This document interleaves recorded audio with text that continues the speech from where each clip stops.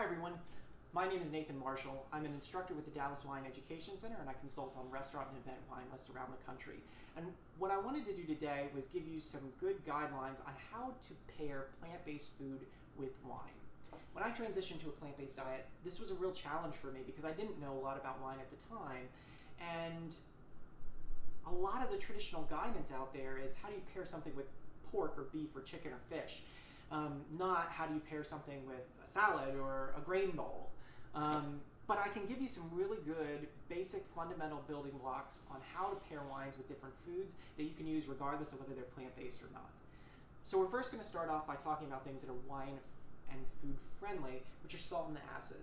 These things are great with the wine. They kind of soften it up, they make the flavors blend a little easier, and they make it seem less intense and tannic. They soften up the acid. They make it seem really great. So when you're adding salt and acid to a dish, or you have a dish that has a lot of salt and acid, that's great. It's wonderful for food. It's your friend. Go for it. You got a lot of options. But there are definitely some areas and flavors that are problematic. So let's start off by talking about umami in the problem category. If you don't know, umami is a kind of earthy flavor. It's something that you get from like soy sauce and porcini mushrooms and truffles. They're delicious flavors, but unless you have some of those other things to balance it out, they can be really intense with a wine, and they'll make it seem more tannic and less fruity and somewhat unbalanced. So the way to get around it, two things. One, choose something that you can add some salt and acid to kind of balance it out. The other way you can go is choose a wine that features less those categories that are problems. So because it makes a wine seem less fruity, choose a wine that's fruitier. Because it makes a wine seem more tannic and more intense, choose a wine that's lower in tannins. Immediately what I'm thinking of in the red wine space is a Montepulciano d'Abruzzo. Lighter in tannins, heavy on the fruit, slightly more medium body so it doesn't seem as intense. That's going to be a great pairing option in that case for a lot of different things. The next area we're going to talk about is sweet dishes. Desserts, right? Everybody loves a good dessert. But the problem is that with wines, again, it can make it seem unbalanced. It can make it seem austere. It's going to make tannins seem more intense, and it's going to make a wine seem a lot drier than it already is. Now, we're going to talk about that later in another video about what a dry wine actually means, but suffice it to say, it's going to make it seem like it has even less sugar than you might have already thought. So what you want to do is pair with a wine that does have some residual sugar. Sparkling wines are great at desserts for that reason. They always have a little bit of residual sugar left over. You could even go to something that's a semi-sweet, or go all the way for a dessert wine if you want. And if you're worried, yes, you don't like sweet wines, I understand that, but when you're choosing something like a Prosecco that's like an 11.5% alcohol, or a Champagne that's at like 11.5% alcohol or 12, you're going to have some residual sugar, but you're really not going to taste it because your palate is going to be trained to what you're eating. So you're eating this food that's really sugary, you're not going to taste the sugar in the wine. It's just going to balance out perfectly and you're going to love it. So try it before you object. Another area to look at is fat. Fat definitely needs something to stand up to it. Your biggest friends when you come to a dish that's really fatty, like let's say coconut oil, olive oil, those kind of things, you put a lot of that in there. Your biggest friends are going to be tannins and acid. So choose something that's high in tannins and high in acid. That's going to clean off your tongue, it's going to reset your palate, and it's going to get you ready for that next bite of food, and it's going to seem awesome. The last area that you really have to worry about is going to be spicy food. Spicy food is something that makes wine seem much more intense in terms of alcohol.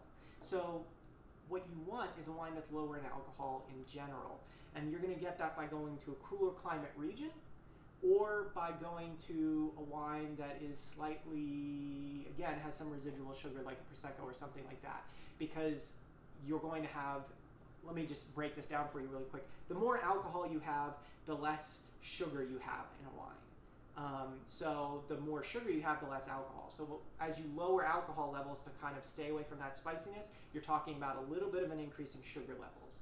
The only way you get around that is, again, by going to a cooler climate as opposed to a warmer climate, which is always just going to have naturally less sugar levels in the grape, hence less alcohol in the overall wine. So you're, again, talking about sparkling wines, Chardonnay, you're talking about Pinot Noir. Things that grow in those really cool climates are going to be great pairings for those types of items. The last thing that we need to talk about is going to be flavor balancing. If you have a really intensely flavored dish and a really intensely flavored wine, those things can go well together. But if you have a really intensely flavored dish and a lighter wine, that's not going to be a very good thing, because you're really not going to get a lot of the nuances and flavors from the wine. You're going to get the dish that overpowers it. And vice versa, the converse is true as well, where you have a really intensely flavored wine like a Cabernet and you're pairing it with something like a salad. Well, you're not going to taste any of the crispness of the greens or the vegetables in the salad. All you're going to taste is this Cabernet Sauvignon. So you want to balance and think about those things. Is it an intensely flavored dish? Then it needs an intensely flavored wine. Is it a lighter dish? Then it needs a lighter wine, and so on. Hopefully that'll help you figure out some of those pairings and how to work them out. And hopefully, in general, those rules I just gave you will be really helpful to figuring out what to pair with your plant-based dishes if you are on a plant-based diet. There's a couple of other things that I can give you, though, that'll be helpful in the event that you don't remember or you can't reference a video or whatever the case may be. If you're out at a restaurant and you're like, oh, I don't remember what that rule was, but I want something that's going to be a universal pairer. Well, there are a couple things I can give you. My first recommendation would be something like this, which is a Chianti Classico. Chianti is a fantastic wine because it's from Sangiovese, which is going to be a little bit lighter in body. It's going to have some fruit flavor to it, but it'll still have some earthiness and depth, which is great. So it can go with a lot of different dishes. It's extremely food friendly. There's a reason that Chianti is considered synonymous with Italian restaurants, because it is just so incredibly food friendly. It's awesome, and one of the best wines that Italy has to offer in a reasonable price point. It's really fantastic. The other option is going to be champagne. And yes, I'm talking about real champagne from the region that it comes in, France.